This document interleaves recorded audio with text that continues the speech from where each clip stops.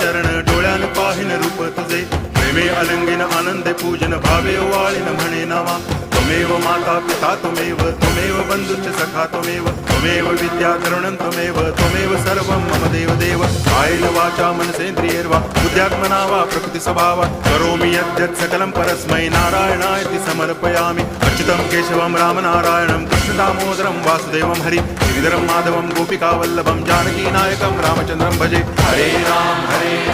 Ram Ram Hare Hare Hare Krishna